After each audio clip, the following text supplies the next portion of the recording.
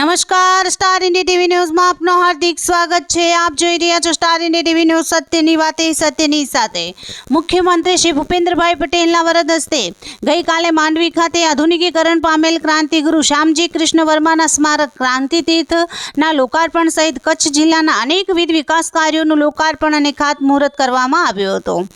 આ અવસરે Indian psychologist in London પુસ્તિકાનું વિમોચન કરવામાં આવ્યું હતું। તેમજ કચ્છના રાજવી પરિવારને હસ્તગત વન્ય સંપદાઓથી સમૃદ્ધ ચાડવા રખાલ વિસ્તારને જીવ સંરક્ષણના હેતુથી રાજ્ય સરકારને સુપ્રત કરવામાં આવ્યો હતો, જ્યાં હવે વન વિભાગ દ્વારા ₹10 કરોડના ખર્ચે કેરેકલ બ્રીડિંગ અને કન્ઝર્વેશન સેન્ટર સ્થાપવામાં આવશે। મુખ્યમંત્રીશ્રીએ આ અવસરે જણાવ્યું હતું કે માનનીય વડાપ્રધાન શ્રી નરેન્દ્રભાઈ મોદીએ આપેલ વિકાસ બી વિરાસત બીનો મંત્ર આજના કાર્યક્રમથી ચરિતાર્થ થયું છે। વિદેશમાં રહીને ભારતની આઝાદીની લડતમાં શ્યામજી કૃષ્ણ વર્માના બહુમૂલ્ય યોગદાનનો ઉલ્લેખ કરીને તેમણે ક્રાંતિ તીર્થના નિર્માણ સહિત માનનીય વડાપ્રધાનશ્રીના પ્રયાસોને પરિણામે સમગ્ર કચ્છમાં થયેલ સર્વક્ષેત્રીય વિકાસ અને સિદ્ધિઓની રૂપરેખા આપી હતી।